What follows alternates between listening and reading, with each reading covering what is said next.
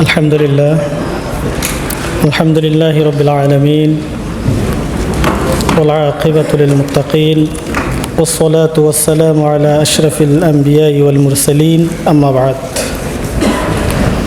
فأعوذ بالله من الشيطان الرجيم بسم الله الرحمن الرحيم বাংলাদেশ কোরআন সুন্নাহ পরিষদ কাতার কেন্দ্রীয় সংগঠনের উদ্যোগে আয়োজিত সদস্য ভাইদের দিনব্যাপী শিক্ষা শিবির, আজকের এই শিক্ষা শিবির প্রোগ্রামের শ্রদ্ধাভাজন সভাপতি,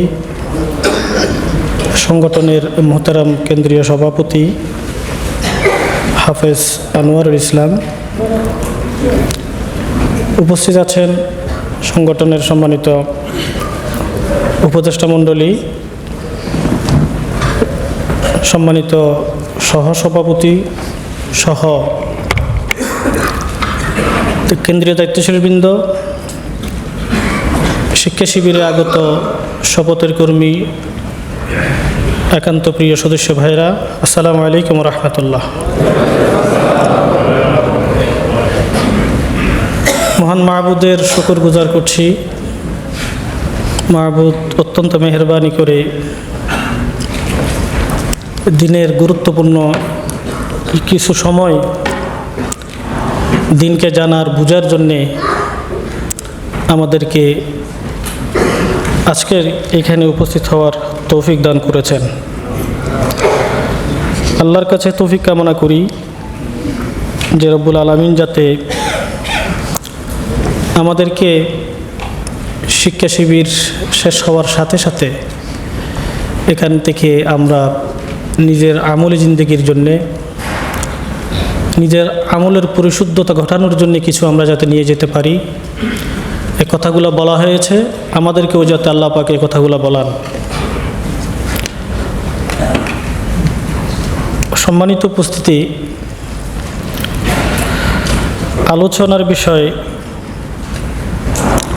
আমাদের ব্যবহারিক জীবন। আমাদের মতো সীমিত এলম আমলের এ সমস্ত ব্যক্তিরা এখানে আলোচনা করা, এছাড়া বরাবরের মতোই বলি, যাদের থেকে আমরা দিন শিখছি, সংগঠন শিখছি, এদেরকে পাশে রেখে কথাগুলো বলা বা খুবই কঠিন। আল্লাহর কাছে আমরা সাহায্য প্রার্থনা করছি যাতে আমার জন্য, আমাদের জন্য উপযুক্ত কথাগুলো বলান। আল্লাহর কাছে এই তৌফিক কামনা করছি। সম্মানিত ভাইয়েরা, ভূমিকায় যে কথাটা আমি বলতে চাই, যদি আমাদের ব্যবহারিক জীবনেই আমাদের আলোচনার বিষয় হয়ে থাকে, ব্যবহারিক জীবনের অনুপম দৃষ্টান্ত, অনুকরণীয় দৃষ্টান্ত পৃথিবীতে একজনেরই আছে।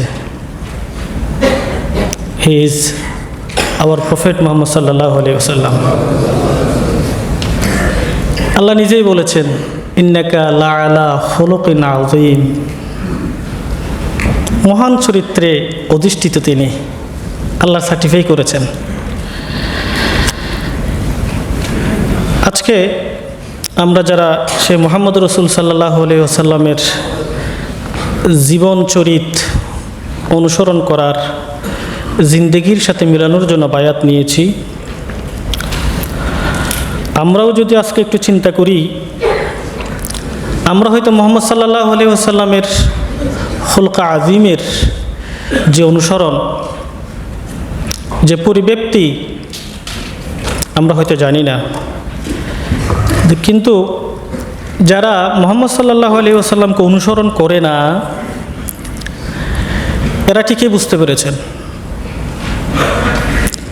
এরাই বলে দিয়েছেন, যারা অনুসারী দাবি করি, এরা বলার আগে বলছেন যে পুরো পৃথিবীটাকে যদি একটা সমাজ মনে করা হয় কিংবা রাষ্ট্র মনে করা হয়, সেই সমাজের সমাজপতি, সে রাষ্ট্রের রাষ্ট্রপতি যদি মুহাম্মদ রাসূল সাল্লাল্লাহু আলাইহি ওয়াসাল্লামকে করা হয়, অশান্ত পৃথিবীতে আবার শান্তির ফলগোধারা বয়ে আনা সম্ভব।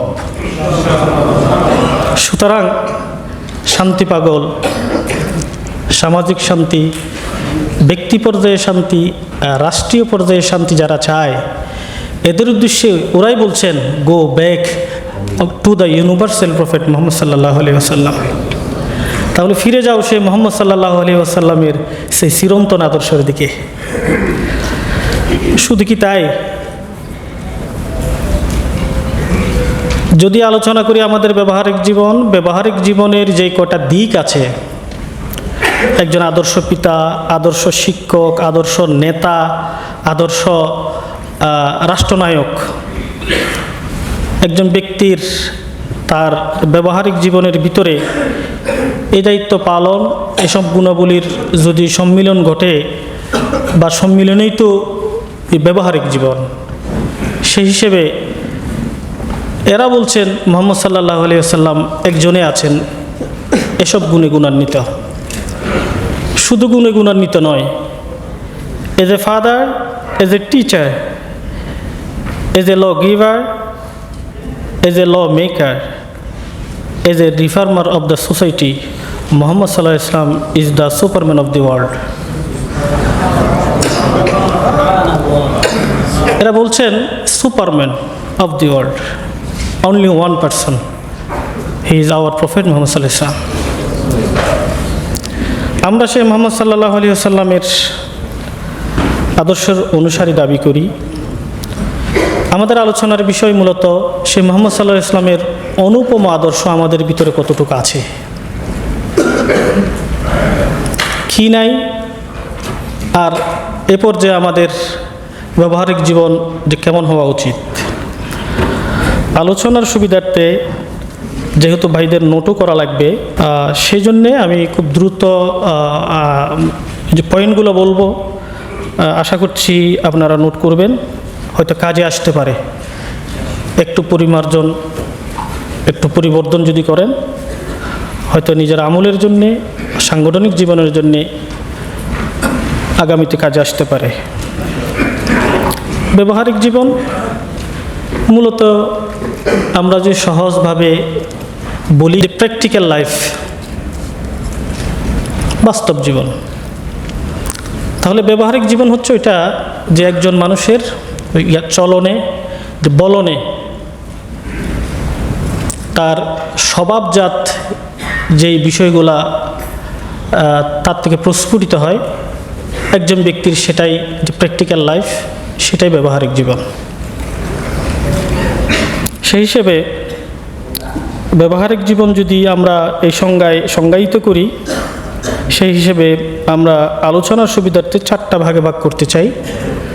1 নম্বরে হচ্ছে ব্যক্তি জীবন, 2 নম্বরে হচ্ছে আমাদের সাংগঠনিক জীবন, 3 নম্বরে হচ্ছে পারিবারিক জীবন, 4 নম্বরে হচ্ছে আমাদের সামাজিক জীবন। ব্যক্তি জীবন কেমন হবে, এটাও মুহাম্মদ সাল্লাল্লাহু আলাইহি ওয়াসাল্লামের কাছে আমরা যদি জানতে চাই, মা আয়েশাকে আল্লাহ রাসূল যেটা বলেছেন সেটাই।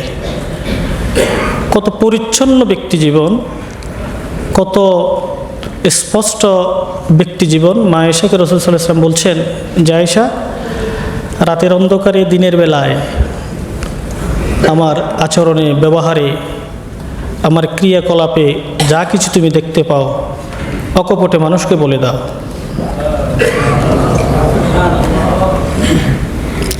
পরিচ্ছন্ন জীবন।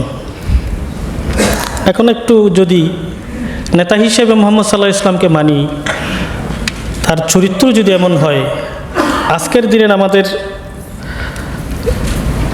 ছাপিয়ে থাকে যেসব নেতা আছে, ওদের জীবনে যদি ওদেরকে বলা হয়, বাড়িতে বলতে হবে না স্ত্রীকে, সহপাঠীদেরকে যদি বলা হয়, আমার থেকে যা কিছু দেখো আমার সমাজে, আমার অনুসারীদেরকে একটু বলে দাও, সে নেতা কি বাড়ি দিতে পারবে? মুহাম্মদ সাল্লাল্লাহু আলাইহি ওয়াসাল্লামের চরিত্র ছিল সম্পূর্ণ বিপরীত, আবহমান পৃথিবীর সম্পূর্ণ বিপরীত গতিতে, সম্পূর্ণ বিপরীত মেরিত অবস্থান। এই জন্য ঐতিহাসিকরা বলছেন মুহাম্মদ সাল্লাল্লাহু আলাইহি ওয়াসাল্লাম দ্বীনের দাওয়াত দেয়া, এটা 16 কলা পূর্ণ হয়েছে নবুয়তের পূর্বযুগের তার যে ব্যবহারিক জীবন ছিল, তার ব্যবহারিক জীবনের প্রভাব। আমরা যারা এই রাসূল সাল্লাল্লাহু আলাইহি ওয়াসাল্লামের আদর্শের অনুসারী দাবি করি, আমাদের জীবন হতে হবে অত্যন্ত পরিচ্ছন্ন, স্পষ্ট। আমাদের আচরণে, আমাদের ব্যবহারে কোনো গোজামিল রাখা যাবে না, যদিও বা আমাদের হয়ে যায়। আমরা দেখেছি ব্যক্তি জীবনে আমরা অনেক কাজ করে থাকি, এমন এমন কিছু কাজ হয়ে যায় যে নিজে করি, আরেকজন আসলে সেটা আড়াল করে রাখতে হয়, এটা আড়াল করে রাখতে হয়। আমরা মোবাইল দেখছি, একজন ভাই আসছে, আস্তে করে মোবাইলটা উল্টে রাখি। আমরা কথা বলছি, কার সাথে কথা বলছি বোঝার আগে আমাদের ভিতরে অনেকে আমরা লাইনটা কেটে দেই। এটা কি পরিচ্ছন্ন জীবন? সম্পূর্ণ বিপরীত। সম্মানিত ভাইরা, এক্ষেত্রে আমরা যারা রাসূল সাল্লাল্লাহু আলাইহি ওয়াসাল্লামের অনুসারী, দুনিয়ায় রাসূলের আদলে একটা সমাজ বিনির্মাণ করতে চাই, এসব সৈনিকগুলার চরিত্র যদি রাসূলুল্লাহর মতো না হয়, রাসূলুল্লাহর আসহাবদের মতো না হয়, এ সমাজে কখনো আবার যে আশা করছি যে রাসূলুল্লাহর আদলে একটা সমাজ বিনির্মাণ, এটা সম্ভব না। রাসূল সাল্লাল্লাহু আলাইহি ওয়াসাল্লামের নবুয়ত থেকে শুরু করে বিশাল একটা সময় গেছেন, তিনি তার সহপাঠীদেরকে তৈরি করেছেন, তিনি যেমন তার প্রতিচ্ছবি হিসেবে। আজকের কোরআন সুন্নাহ পরিষদ কিংবা আমাদের এই আন্দোলন, আমরা যারা বায়াত নিয়েছি, আমাদেরকে এরকম পরিচ্ছন্ন জীবন তৈরি করার জন্যে এই তালিম, এই তারবিয়ত, এই মাহফিলের আয়োজন করে থাকে। এমনকি রাসূল সাল্লাল্লাহু আলাইহি ওয়াসাল্লামের ব্যবহারিক যে পরিচ্ছন্নতা, এ ব্যাপারে যদি একটু বলি, যে এক ব্যক্তি রাসূল সাল্লাল্লাহু আলাইহি ওয়াসাল্লামের সামনে গেছেন, তিনি চুল রেখেছেন। রাসূল সাল্লাল্লাহু আলাইহি ওয়াসাল্লাম তখন ওই ব্যক্তিকে বলছেন, তুমি কি জানো চুলের হক কী? তখন লোকটি বললেন, ইয়া রাসূলুল্লাহ, না, আমি জানি না। রাসূল সাল্লাল্লাহু আলাইহি ওয়াসাল্লাম বললেন, ঘুম থেকে ওঠার পর ঘুমাবার পূর্বে মাথা অন্তত 2 বার আছড়াবে।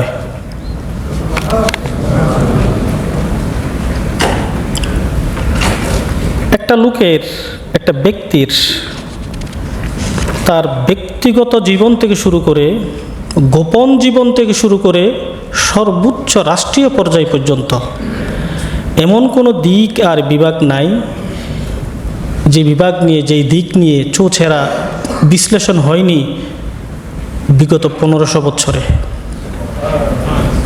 একটি খুঁত এখনো পর্যন্ত বের করতে পারেনি। আমরা যারা আজকে এই দুনিয়ায় আবার সে চরিত্রের অধিকারী হতে চাই, আমাদের ব্যক্তি জীবন রাসূল সাল্লাল্লাহু আলাইহি ওয়াসাল্লামকেই অনুসরণ করতে হবে। আমরা আমাদের পরিচ্ছন্নতা কেমন এটা একটু দেখি। আসলে পরিচ্ছন্নতা এমন আমরা দেখি আমাদের বাইরে, আমরা যারা সিদ্ধান্ত নিয়েছি, বায়াত নিয়েছি, শপথ গ্রহণ করেছি, আমাদের ব্যবহারিক জীবনটা, ধরুন চুল কাটা রাসূল সাল্লাল্লাহু আলাইহি ওয়াসাল্লামের, এমন ভাই সব আছেন যারা রাসূলুল্লাহর দাওয়াতের সেই সিস্টেম অনুসরণ করি, সেই সিস্টেমের কথা বলি, রাসূল সাল্লাল্লাহু আলাইহি ওয়াসাল্লামের সেই সুরত আমাদের ভিতরে নাই। এমন এমন আমরা আছি যে সপ্তাহে, মাসে একবার মাথায় চিরুনি উঠেছে কিনা সন্দেহ আছে। শুধু কি তাই, রাসূল সাল্লাল্লাহু আলাইহি ওয়াসাল্লাম মাথায় চুল তেল দিতেন, এই পরিমাণ তেল দিতেন, তিনি টুপি দেওয়ার আগে মাথার উপর আলাদা একটা রুমাল দিতেন। আমরা কি বলতে পারবো ইল্লা মাশাআল্লাহ বছরেও কি একবার নিজের মাথায় তেল দেই? আমি ক্ষুদ্র নমুনা বলছি রাসূল সাল্লাল্লাহু আলাইহি ওয়াসাল্লামের ব্যবহারিক জীবনের, আমাদের সাথে মিলাচ্ছি আমরা। বিপরীতে এমন চুল কাটারও সময় নাই, চুলের আগাগুলা এমন লালচে হয়ে গেছে, মনে হয় যেন মরুভূমির সেই 51 ডিগ্রির গরম আমার মাথার উপর দিয়ে গেছে। ব্যবহারিক জীবন এটাই। যারা দাওয়াত দিই এদের সিরতে, এদের সুরতে যদি রাসূলুল্লাহর আদর্শ অনুপস্থিত থাকে, সে দাওয়াত কি ফলপ্রসূ হবে? আর যাদের ভিতরে রাসূলুল্লাহর সুরতি শূন্যগুলো নাই, সিরতি শূন্যগুলো তো অনেক দূরে, এদের দিয়ে কি সমাজ পরিবর্তন করা সম্ভব হবে? সমাজ পরিবর্তনের আগে সিদ্ধান্ত নিতে হবে নিজেকে পরিবর্তন করার। সমাজের রোগ, অশান্তি, অসুবিধা, দুর্বলতা বুঝার আগে নিজের দুর্বলতা, রোগ নিজেকে বুঝতে হবে। এই জন্যে বলছে মান আরাফা নাফসাহু ফাকাদ আরাফা রাব্বাহু। যে নিজেকে চিনতে পেরেছে সে প্রকারান্তরে তার রবকে চিনতে পেরেছে। আমি একটু আমার ভিতরে সেই সূরাত রাসূলুল্লাহর বিষয়গুলো আছে কি না একটু পর্যালোচনা করে দেখি। শুধু কি তাই, রাসূল সাল্লাল্লাহু আলাইহি ওয়াসাল্লাম এর জিন্দেগিতে জামা কাপড় যা পরেছেন হয়তো ছেঁড়া ছিল, অপরিচ্ছন্ন ছিল। রাসূল সাল্লাল্লাহু আলাইহি ওয়াসাল্লাম মাঠে ময়দানে কাজ করেছেন, করতেন, আমরাও করি কিনা? রাসূল সাল্লাল্লাহু আলাইহি ওয়াসাল্লাম ময়দানে দাওয়াতি কাজ করেছেন, নিজের প্রয়োজনে খাটুনি কেটেছেন। এরপরে কি আমরা ওনার জিন্দেগিতে, ওনার সিরতে যা পড়েছি, যা শুনেছি, অপরিচ্ছন্নতার কোনো দিক আজ পর্যন্ত মিলেছে? অথচ আমরা এত তাড়াহুড়া আমাদের যে দাওয়াতে গ্রুপ বেরোতে হবে, কিংবা সাধারণ সভা আছে, অথবা সদস্য বৈঠক আছে, এত তাড়াহুড়া যে 5 মিনিট আগে এসে সারা দিন যে আমি গরমের মধ্যে কাজ করেছি, ঘরমাক্ত আমি ছিলাম, একটু ফ্রেশ হয়ে সুগন্ধি দিয়ে বৈঠকে যাওয়ার সুযোগটা হয় না। আমাদের অবস্থাটা এমন যে আমার পাশে যে আরও 2 জন ভাই দাওয়াতি গ্রুপে বের হয়েছেন, উনিও আমার পাশে দাঁড়াতে পারে না। আমি কি রাসূল সাল্লাল্লাহু আলাইহি ওয়াসাল্লামের সেই পরিচ্ছন্নতার সূরত আমি কি ধারণ করতে পেরেছি? সম্মানিত ভাইরা, এরপরে যে বিষয়টা আমি বলতে চাই, আমি পরিচ্ছন্নতার কথা বলছি। আমাদের দ্বিতীয় যে পয়েন্টটা বলতে চাই, শৃঙ্খলা, পরিপাটি, গোছানো, সাজানো। যার আছে তার জীবনটাই তো শৃঙ্খলাপূর্ণ, সৌন্দর্যপূর্ণ। যদি একটা দিক যদি চিন্তা করি, আমার খাওয়াটা কেমন। একজন ভাই আমাকে পরামর্শ দিচ্ছিলেন একটু আগেই যে আমাদের এই সমস্ত বিষয়গুলো আসা উচিত। আমরা যারা রাসূলুল্লাহর আদলে জীবন গড়তে চাই, সমাজ গড়তে চাই, রাসূলুল্লাহ সাল্লাল্লাহু আলাইহি ওয়াসাল্লামের খাবারটা কেমন, তিনি খাওয়ার পরে কী করতেন, যেখানে বসে তিনি খেতেন সেই ওই থালা বা প্লেটের শেষ পর্যায়ে তিনি কী করতেন, আমরা দেখি সম্পূর্ণ বিপরীত। আমাদের প্লেটে খাওয়ার পরে যা খেয়েছি তার অর্ধেক অংশ আমরা রেখে দিই।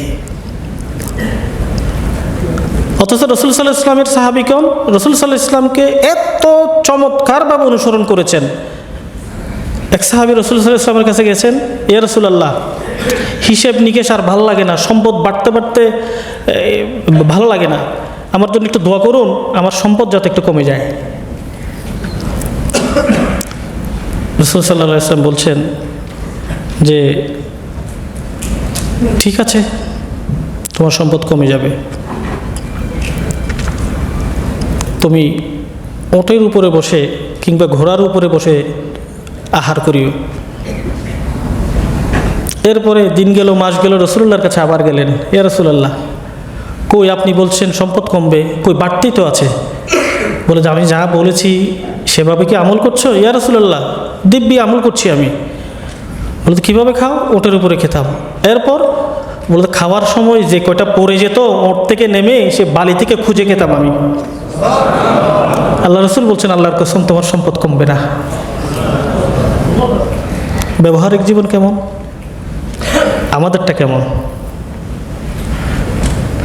সম্মানিত ভাইরা, শুধুমাত্র ওই যে আমার এক উস্তাদ বলছিল, জিহাদ জিহাদ জিহাদ চাই, জিহাদ বললে আমি নেই। রসুলুল্লাহর আদর্শের অনুসারী আমি, সে কাফেলার সৈনিক আমি, কিন্তু রসুলুল্লাহর শিক্ষা সুন্নাহ আমার ভিতরে নাই। কেমন লাগে? সম্মানিত ভাইরা, ঘুমের কথা বলি, আমাদের ঘুমটা কেমন? এমন অবস্থা যারা যৌথভাবে থাকি, কোনো অবস্থায় আমরা না ঘুমালেও যদি স্বাভাবিক তাকে ঘুমাই নেই, লাইট দেওয়া যায় না। আমার পরিধানের কাপড় কোথায়? আমার জামা রাখার জায়গাটা কেমন?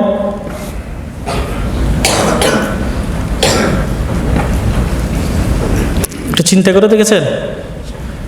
ঘুমানোর স্টাইল কোনো কারণে যদি আমাদের কাছে, যাকে আমি দাওয়াতি টার্গেট নিয়েছি, অসময়ে যদি তিনি আমাদের রুমে যান আর যদি বেখেয়ালে তিনি ওখানে ঢুকে যান, আমার রুমের, আমার বেডশিটের, আমার বালিশের কভারের, আমার কম্বলের অবস্থা যদি দেখে, দাওয়াত উল্টা নিয়ে যাবে। এত তাড়াহুড়া, এত ব্যস্ততা যে সকালে এমন যে লুঙ্গিতে যেটা আমরা পরি, যেভাবে লুঙ্গিটা পরে ডিউটি ড্রেস পরি, গোল চক্কর দিয়ে থেকে যায়। আবার ডিউটি শেষ করে আইসা সে গোল চক্কর উড়িকে সেই লুঙ্গিটাই পরি।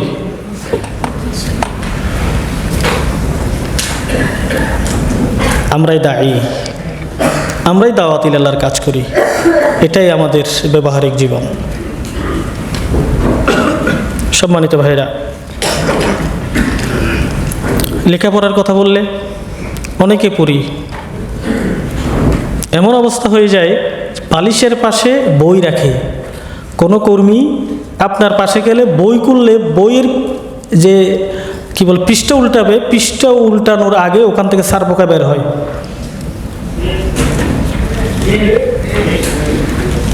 দাওয়াতি কাজে আমল হবে? আমাদের বই রাখা, আমাদের পড়ালেখার অবস্থা তেমন। আর টেবিলের কথা, সে তো কবে আছে কি না, অথবা পড়ার কোনো আদৌ সুন্দর পরিবেশ আছে কি না। সম্মানিত ভাইরা, দায়ীদের সুশৃঙ্খল জীবন যদি না হয়, জীবনে যদি দিনের আদলে শৃঙ্খলা ফিরিয়ে আনা না যায়, তাহলে তার পক্ষে সমাজের শৃঙ্খলা যে ফিরিয়ে আনা সম্ভব নয়। এভাবে আমরা আমাদের জীবনটা বেখেয়াল। আমরা যদি আমাদের খাওয়া, ঘুম, জিনিসপত্র রাখা যদি গোছানো থাকে, পড়ালেখার বইগুলো যদি ঠিকভাবে রাখা হয়, একটু সৌন্দর্য থাকে, যদি কেউ যদি আসে আপনাকে কোরআনের আয়াত দিয়ে, হাদিস দিয়ে, আসহাবে রাসূলের জীবন দিয়ে তাকে দাওয়াত জিজ্ঞেস করা লাগবে না। আপনার রুমের সৌন্দর্য, আপনার পরিবেশ ইত্যাদি দেখে তার মনটা অর্ধেক দাওয়াতের জন্য এমনি প্রস্তুত হয়ে যাবে। কিভাবে প্রস্তুত হবে বলেন? রুমের দরজা খুললে এমন বিটগুটে গন্ধ, রুমে ঢোকা যায় না। কত টাকা কত দিকে এমনি খরচ করি। যারা গাড়ি চালাই, এক মাসে 500 টাকা, 600 রিয়াল গ্রামে আমরা দেই। রুমে একটা স্প্রে পর্যন্ত আমরা করতে পারি না, একটা এয়ার ফ্রেশনার আমরা ইউজ করি না। আর আমি ওয়ার্ড সভাপতি, উপশাখা সভাপতি, যে কিংবা সংগঠনের বায়াতের কর্মী। এ হলো আমার রুমের পরিবেশ। আপনি যদি সমাজের পরিবেশ পরিবর্তন ঘটাতে চান, আপনার রুমের পরিবেশ আগে পরিবর্তন ঘটাতে হবে। সুপ্রিয় ভাইরা, যদি আপনি এভাবে যে পরিপাটি, যে পরিচ্ছন্ন, সুন্দর করেন, তাহলে আপনার ব্যক্তি হিসেবে ফার্স্ট লাভ যে আপনার মনটা ভালো থাকবে। আপনার রুমে এসে আপনি প্রশান্তি বোধ করবেন। আর একটু বলি, যে কিছু মনে করবেন না, কোনো কোনো ভাইয়ের রুমে যদি আমরা যাই, যদি বলি যে একটু ওয়াশরুমটা কোন দিকে, ভাগ্যক্রমে যদি যাওয়া হয়, সদস্য থাকে 5জন 7জন, জিন্দেগিতে 6 মাসের ভিতরে একটু হারফিক দিয়েছে, ওয়াশ করেছে মনে হয় না। তার বাথরুমে যদি ঢোকা হয় তাহলে নিশ্চিত হয়তো তাকে গোসল করতে হবে, সে এমনিতে অপবিত্র হয়ে যাবেন। আমাদের বাথরুমগুলার, ওয়াশরুমগুলার এরকম অবস্থা কিনা? রাখা যাবে? টিসিতে বা টিএসএ এখানে একত্রিত করে আমাদের কথাগুলো এই জন্য বলা, এই বিষয়গুলো যাতে আমরা অন্তত গুরুত্বপূর্ণ বিষয়গুলা, জীবন ঘনিষ্ঠ বিষয়গুলোর ব্যাপারে আমরা সিদ্ধান্ত নেই, বায়াত নেই যে এই ত্রুটিগুলা আমরা এখন থেকে আমরা পরিবর্তন ঘটাবো। না হয় হাজারো টিএস হবে, টিসি হবে, এখানে তো 8 ঘন্টা বসার পরে যেই মুড়ামুড়ি আপনাদের, যেই উঠাউঠি, মোহতারাম কেন্দ্রীয় সভাপতি বলছেন আলোচনার সময় এক পর্যায়ে, এত উঠাউঠি, এত এগুলা কেন? আর দেশে আমাদের মতো বায়াতের কর্মীদের 3 দিনের টিসি, 10 দিনের টিসি, 1 সপ্তাহের টিসি, এগুলো যদি করতে হয় আমাদের কি অবস্থা হবে? সম্মানিত ভাইরা, এরপরে যে বিষয়টা আমি আমাদের ব্যক্তি জীবনের জন্যে যে বিষয়টা আমাদের প্রয়োজন, সেটা হচ্ছে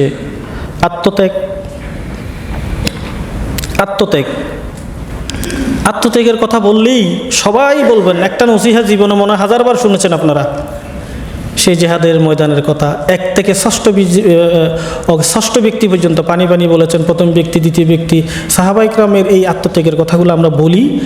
আবার কখনো কখনো উপস্থাপক যদি একটু ধারালো হয়, গোছানো হয়, আমাদের চোখের পানিও পড়ে। অথচ একই সাথে 5জন 8জন থাকি, আমার জন্য রাখা পানির বোতলটা পাশের ব্যক্তি নিতে পারে না, ধরতেও পারে না। আত্মত্যাগ কাকে বলে? আর ওই শপথের কর্মীরা আবার আমরা মসজিদে গিয়ে আলোচনাগুলো শুনলে আমার চোখের পানি ফেলি। এই আলোচনা, এই চোখের পানি জীবনের পরিবর্তন করবে? জাহান্নাম থেকে মুক্তি দেবে? কিন্তু পুনর্জন্মেও সম্ভব না। সম্মানিত ভাইরা, আত্মত্যাগের নমুনা নিজেকে স্থাপন করতে হবে। আমাদের আন্দোলনে যারা এসেছে, যাদেরকে দেখে আমরা আন্দোলনে অনুপ্রেরণা পাই, সে মালিক ভাইয়ের কথাই তো জানি। ঢাকা বিশ্ববিদ্যালয়ের হলে যখন থাকতেন তিনি, ওই সময়ে প্রত্যন্ত অঞ্চল থেকে দায়িত্বশীলরা আসতেন। তিনি দূর থেকে যারা আসতেন এদেরকে বুঝতেই দিতেন না যে উনি যে কোথায় থাকবেন। নিজের সিটটা গুছিয়ে ওনাকে আরামসে খেয়ে দিয়ে শুয়ে দিতেন, আর আপনি ঘুমিয়ে পড়েন, আমি আছি, পাশে আছি, লাইটটা অফ করে দিতেন। আর বাইরে গিয়ে পড়ালেখা করতেন, উকি মারে দেখতেন এই মেহমানটা ঘুমিয়েছে কিনা। যখন ওই মেহমান ভাই যে ঘুমিয়েছেন নিশ্চিত হতেন, তখন ওই খাটের পাশে আর একটা চাদর বিছিয়ে সেখানে ঘুমিয়ে যেতেন। আত্মত্যাগ। আর আমার অবস্থা কেমন? আমার বিছানো খাটের যে চাদর একটু যদি উলট পালট হয়, গিয়েই আমার মেজাজ, কে বসেছে, কে উঠেছে, কে ধরেছে। সম্মানিত ভাইরা, এভাবে আমাদের ব্যক্তি জীবনের প্রত্যেকটা বিষয় যদি আমরা সামনে রাখি, আন্দোলনের যে সবক নেওয়ার জন্য এসেছি, সবকের সম্পূর্ণ বিপরীতে আমাদের অবস্থান। আজকে টিসি থেকে সিদ্ধান্ত নিতে হবে আমাদের ব্যবহারিক জীবনের ব্যক্তি পর্যায়ের ছোট ছোট প্রত্যেকটা দিক, যেগুলো রাসূল সাল্লাল্লাহু আলাইহি ওয়াসাল্লাম থেকে আমরা যে পেয়েছি, আমাদেরকে আমলের জন্য আজকে নতুন করে বায়াত নিতে হবে। সাহাবায়ে কেরামগণ এভাবে বায়াত নিতেন। সময়ে অসময়ে এসে রাসূলুল্লাহর কাছে এসে বলতেন, হযরত উমরকে তো আমরা বারবার দেখেছি, আসছেন? বলছি না রাসূলুল্লাহ, আপনার কাছে আজকে আসলাম। বলছি কেন? বলছে আজকে আসছে শুধু আমি আর সবরের বায়াত নিব। হযরত আবু বকর একইভাবে, বিভিন্ন সাহাবায়ে কেরাম এভাবে করেছেন। আজকে টিসি থেকে আমাদেরকে বায়াত নিতে হবে।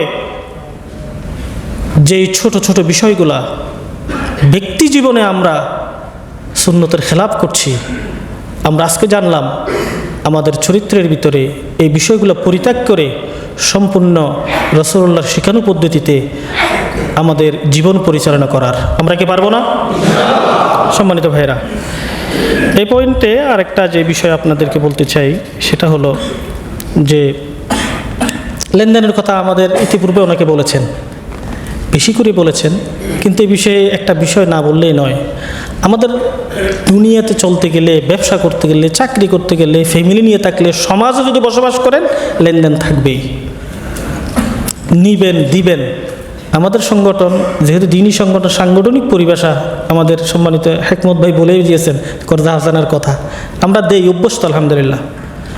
যদি কোনো ভাই কোনো ব্যক্তি থেকে এরকম কর্জা হাসানা কিংবা লেনাদানা করি, 3 দিনের জন্য করছি, 5 দিনের জন্য করছি, যদি টাইম ওভার হয়ে যায়, যদি আমার থেকে যদি বলেন যে ভাই এই টাকাটা একটু দিবেন,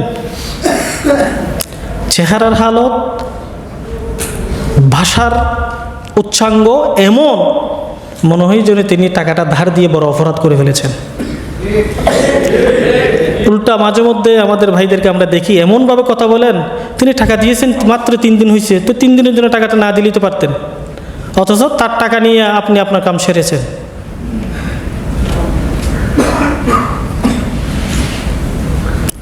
যদি লেনদেনের কথা আর একটু বলি, আমরা যারা কন্ট্রাক্টারি করি, হার হামেশা প্রায় ভাইদের এই কথাগুলো দায়িত্বশীল ভাইদের কাছে আসে।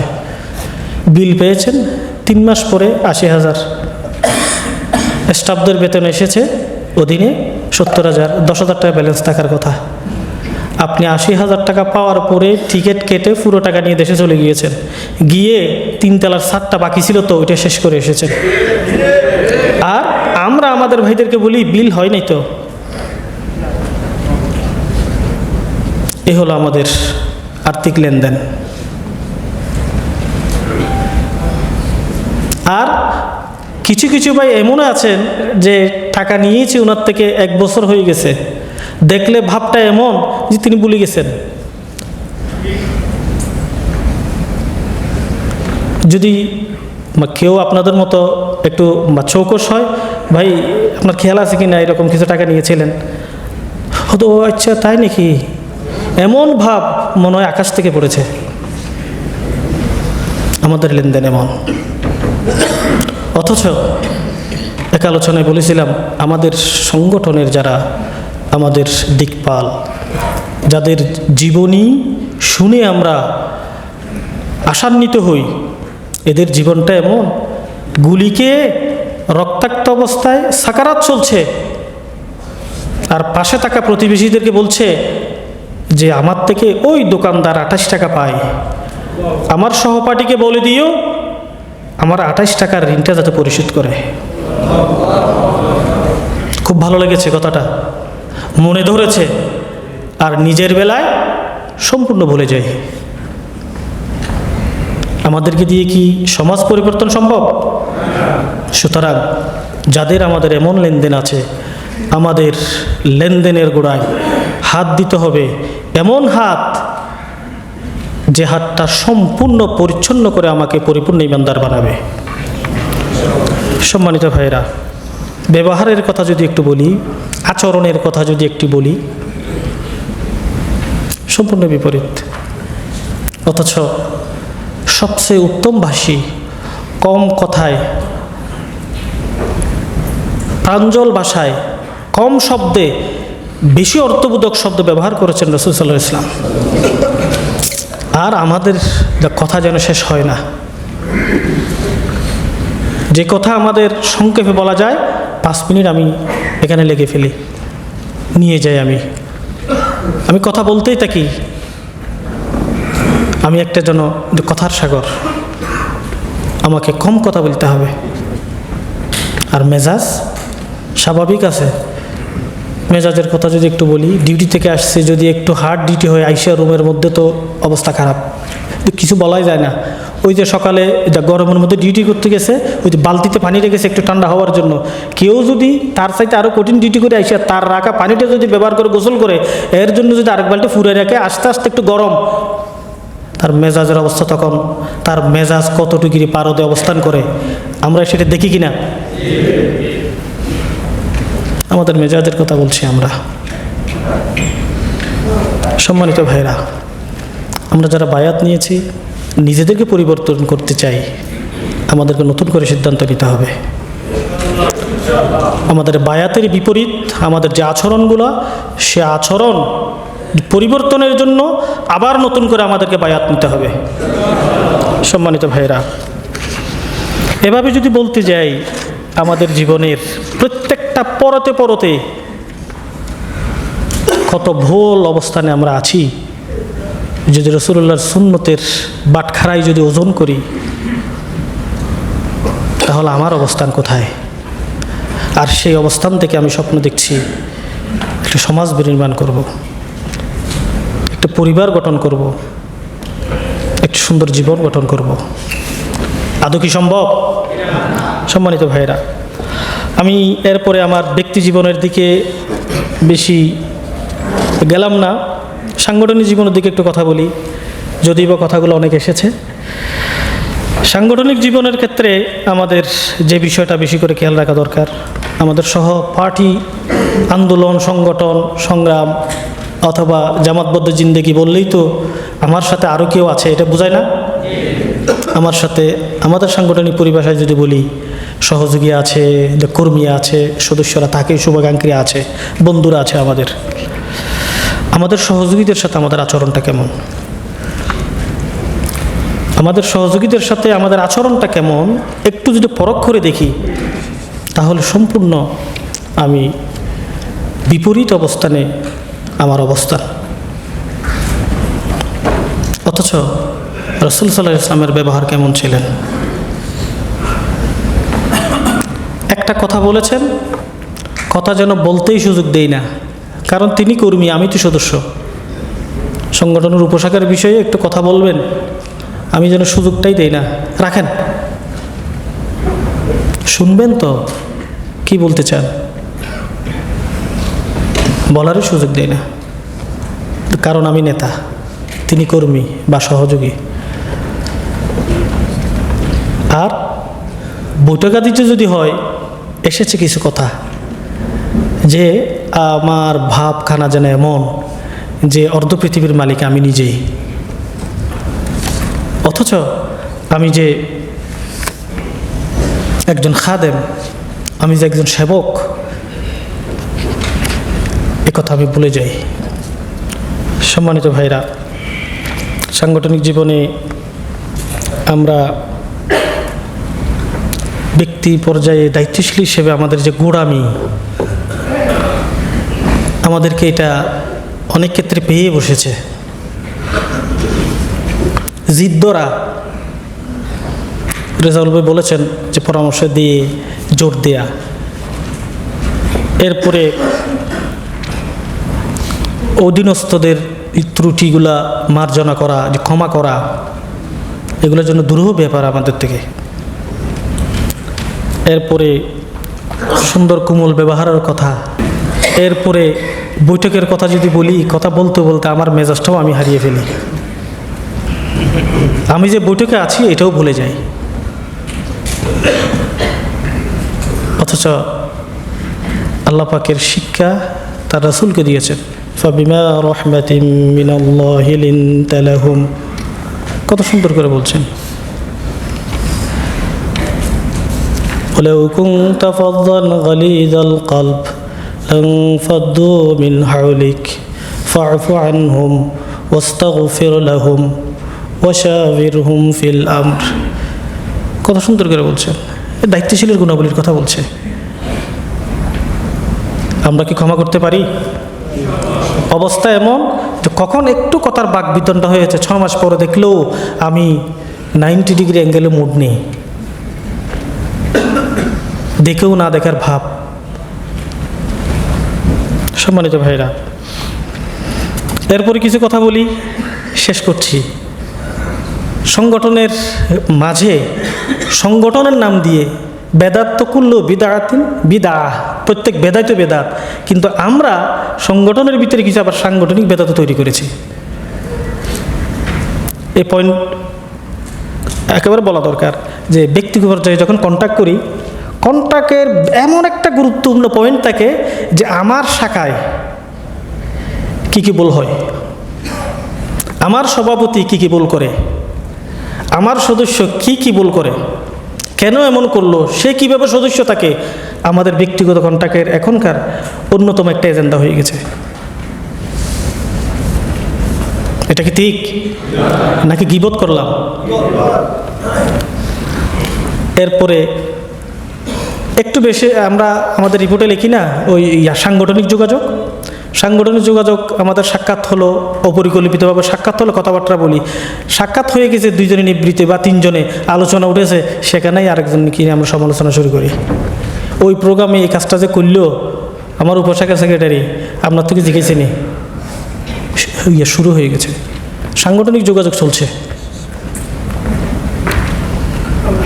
এরপরে মাঝে মাঝে আমরা এত ব্যস্ত তো একে অপরকে সংগঠনের নিয়মে সময় দিয়ে কন্ট্যাক্ট করার সুযোগ পাই না। হঠাৎ করে ফেলে ওই দুইজনে একসাথে বাসে উঠছি, দোহা থেকে মাইজার যাচ্ছি, ও ভাই আপনাকে পেয়ে গেছে, এখানে আমরা একটা কন্ট্যাক্ট করে ফেলি, এই ওখানেই কন্ট্যাক্ট শেষ। সংগঠনের কোনো নিয়ম কানুনে এই কন্ট্যাক্ট পড়ে? এরকম কন্ট্যাক্ট আমরা কয়জনে করি? হাত উঠাবেন না জানি, 99% করি। হঠাৎ কন্ট্যাক্ট সংগঠনিকে এরকম কোনো কন্ট্যাক্ট আছে? সম্মানিত ভাইরা, এরপর আরেকটা কি মারাত্মক দেখেন, যে কন্ট্যাক্ট যে শুরু হইল, সেশন শেষ, আপনার কন্ট্যাক্ট মুলতবি, কন্ট্যাক্ট শেষ হয় না। আমার মনে হয় আমাদের অবস্থা এমন, হয়তো আজরাইল আসলে আজরাইলকে বলবো অমুকের সাথে কন্ট্যাক্টটা একটু বাকি আছে, সময় দেন। আমার কন্ট্যাক্ট হবে নির্দিষ্ট পয়েন্টে, আমি 3টা পয়েন্টে কথা বলবো, এই 3টা পয়েন্ট আমাকে পরিশুদ্ধ হতে হবে, আমাকে আত্মপর্যালোচনা করে আমাদেরকে সিদ্ধান্তে বসতে হবে। এখন কন্ট্যাক্ট এমন মুলতবির পর মুলতবি, মুলতবির পর মুলতবি, সেশন শেষ, আমার কন্ট্যাক্ট শেষ হয়নি। এরকম কি হয়? সম্মানিত ভাইরা, এরপরে মহাসভার নামে বাহাস, এই পয়েন্টটা একটু বলা দরকার। মহাসভা আমরা দেখেছি ছাত্র সংগঠনে দীর্ঘ সাথী বৈঠক হয়েছে, লাস্টের এজেন্ডা মহাসভা। এরপরে সভাপতি আমাদের উদ্দেশ্যে নসিহা করেন, মহাসভার এজেন্ডা যখন আসে নিজেদের অ্যাটিটিউড, বসার ধরন সম্পূর্ণ পাল্টে যায়। সভাপতি ওই টাইমে বলেন আমাদের এ পর্যায়ে রয়েছে মহাসভা, মহাসভা সংগঠনের গুরুত্বপূর্ণ একটা এজেন্ডা। এই এজেন্ডার শুরুতে মহাগ্রন্থ আল কোরআন থেকে তেলাওয়াত হবে, আল কোরআন থেকে তেলাওয়াত করছেন। মহাসভা এজেন্ডার শুরুতেই আল কোরআন থেকে তেলাওয়াত দিয়ে এমন একটা আবহ তৈরি করে যে আমি মনে হয় এখানে যা কিছু ভুল করছি আমার এগুলো রিসিভ করা দরকার। মনের ভিতরে এমন একটা সুন্দর পরিবেশ তৈরি হয়, বৈঠকেও পরিবেশ তৈরি হয়।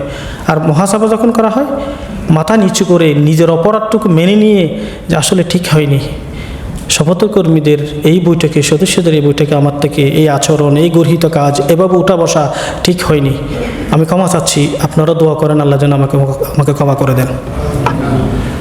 এটাই সংগঠন। আর আমরা বলি আপনি দেখেন নাই, আমি উপশাখা সেক্রেটারি, এগুলো সব লিখতে হয়, অমুক স্টেজে কল রিসিভ করতে হয়, দেখার পরে আপনি এটা কি মহাসভার পর্যায়ে পড়েনি? বাহাস শুরু হয়েছে মহাসভায়। কোথায় সংগঠনের মেজাজ? কী জন্য মহাসভা?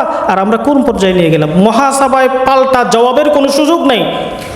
বলো যদি হয় আপনি সর্বোচ্চ একটু বলতে পারেন যে হয়তো আপনি খেয়াল করেননি, যদি হয়ে থাকে হয়তো আমি নিজেকে পরিশুদ্ধ করে নেব, আপনি একটু ভেবে দেখতে পারেন। এমন বলেন যে মহাসভার পর্যায়ে পড়ে না, তিনি মহাসভা করছেন, উল্টো রাগ করে দিলেন। সম্মানিত ভাইরা, পরিশেষে সমাজ জীবনের একটা পয়েন্ট বলি, যেটা শুধু পারিবারিক জীবনে, আমাদের এমনি এখানে সাংগঠনিক জীবনে এসে সবাইকে দেখতেছি আলহামদুলিল্লাহ নামাজি, কালামি, আসার ব্যবহার একেবারে জীবিত এক ফেরেশতা। আমরা কাজকর্ম সাইরে যখন বাসায় যাই, বাসায় যাওয়ার পরে আমার সম্পূর্ণ মুডটাই চেঞ্জ। বাসায় ঢুকতে ঢুকতে আমার মেজাজ সম্পূর্ণ উপরে। স্ত্রীর সাথে ব্যবহার, সারাদিন বাসায় ছিলাম না, এটা এমন কোনো, এটা এমন কোনো, সম্পূর্ণ যা শিখেছি বাসায় যাইতে যাইতে আমার পুরো মোশনটা চেঞ্জ হয়ে যায়। আর পিতা হিসেবে আমি এমন যে আমার সন্তানরা আমাকে দেখলে মনে হয় যেন বাঘের মুখ থেকে বাঁচতে পারে। সারাক্ষণ তটস্থ থাকে, আপনার সামনে আসতে চায় না আপনার ছেলেরা। অথচ সংগঠন কি শিক্ষা দিল, এই পরিবেশে কেমন ছিলাম, আর সেই নিজের বাসায় ঢুকে আমার সম্পূর্ণ চিন্তা চেতনা অ্যাটিটিউড বিহেভিয়ার সম্পূর্ণ উল্টা। সম্মানিত ভাইরা, ব্যবহারিক জীবনের সামাজিক জীবন, যে পারিবারিক জীবনের কথাগুলো বললাম, সামাজিক জীবনের কথা আজকে আমরা হয়তো নাই বললাম। যদি আল্লাহ পাক আমাদেরকে সুযোগ দেয়, আমরা আমাদের সমাজকে তো পরিবর্তন করতে হবে। শুধু একটু চিন্তা করতে হবে, আজকাল যখন বাসা ভাড়া নেয় ওই জায়গা খুঁজে না। আমি দেখলাম কয়দিন আগে উনি অ্যাড দিয়েছেন, ভালো প্রতিবেশী কোথায় পাওয়া যায়, ভালো জায়গা না, কি লিখছে, নিষ্কণ্টক জায়গা খুঁজে না, ভালো প্রতিবেশী কোথায় পাওয়া যায়। আমরা যারা এই আন্দোলনের কর্মী, আমার প্রতিবেশীর কাছে আমি হব সবচেয়ে নিরাপদ আশ্রয়স্থল। সম্মানিত ভাইরা,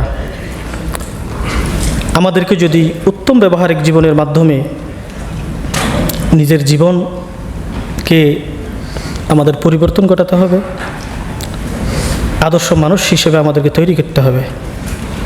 সাংগঠনিক জীবনে একজন আদর্শ দায়িত্বশীল হতে হবে, ব্যক্তি জীবনে একজন আদর্শ স্বামী, একজন আদর্শ পিতা হতে হবে আমাদেরকে। সমাজ জীবনে একজন আদর্শ প্রতিবেশী হিসেবে একজন প্রতিবেশীর স্বাক্ষর আমাদেরকে রাখতে হবে। আল্লাহ পাক রব্বুল আলামিন, আমরা যে স্বপ্ন দেখছি রাসূলুল্লাহর আদলে একটা সমাজ বিনির্মাণ করতে চাই, আমরা যাতে রাসূলুল্লাহর সুন্নতের আলোকে, দেখানো পদ্ধতির আলোকে আমাদের ব্যক্তি জীবন, সাংগঠনিক জীবন, পারিবারিক জীবন, সমাজ জীবনের পরিবর্তন ঘটাতে পারি। আল্লাহ পাক আমাকে সহ আমাদের প্রত্যেককে আমাদের কথাগুলো আমল করার তৌফিক দান করুন। ওয়া আলাইনা ইল্লাল বালাগ। আসসালামু আলাইকুম ওয়া রাহমাতুল্লাহ। উমরের মতো করে শক্তি সাহস দিও, ঈমান আমল দিও আলীর মতন, বীরের মতো যেন প্রাণ চলে যায়, শরীরে জড়ানো থাকে শহীদি কাফন।